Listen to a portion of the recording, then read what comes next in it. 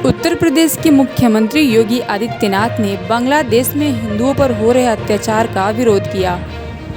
उन्होंने कहा कि जो दृश्य 1947 में भारत में देखने को मिल रहा था वही आज बांग्लादेश में देखने को मिल रहा है।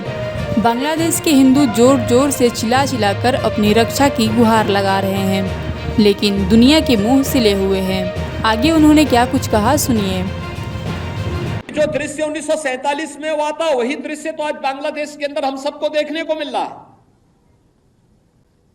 1.5 करोड़ हिंदू किस तरीके से बांग्लादेश के अंदर आज चिल्ला चिल्ला करके अपने आप को, अपनी अस्मिता को बचाने के लिए गुहार लगा रहे हैं और दुनिया के मुंह सिले हुए कथित सेकुलरिस्ट भारत के अंदर भी इनके मुंह सिले हुए, एक भी शब्द इनका नहीं निकल रहा है,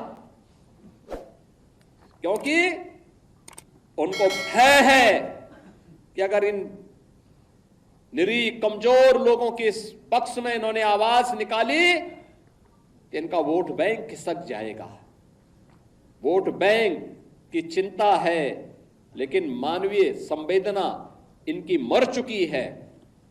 मानवता के रक्षा के लिए इनके मुंह से एक भी शब्द नहीं निकलने वाला है, नहीं निकलेगा, क्योंकि इन्होंने आजादी के बाद लगातार उसी प्रकार की राजनीति को प्रेरित और प्रोत्साहित किया, उसको लेकर के आगे बढ़ते रहे। ये लगातार बांटो राज करो की उस राजनीति के तहत ये लोग देश के अंदर कार्य करते रहे। अंग्रेजों से सत्ता इन्होंने उस समय प्राप्त की।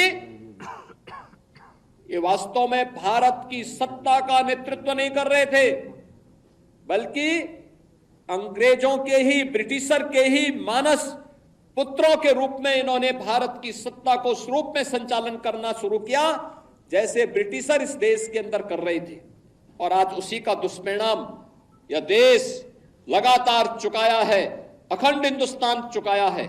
लेकिन हमारा संकल्प है, महर्षि अरविंद ने जो 1947 के पहले घोषणा की थी, आजादी की त्रास, देश की विभाजन की त्रासदी आजादी के मिलने के बाद अक्सर उन्होंने इस बारे में अपनी चिंता व्यक्त भी की और उन्होंने इस बात को कहा था कि आध्यात्मिक जगत में पाकिस्तान कोई वास्तविकता नहीं है, या तो उसका भारत में विलय होगा या पाकिस्तान इतिहास से समाप्त होगा, हमेशा के लिए समाप्त होगा।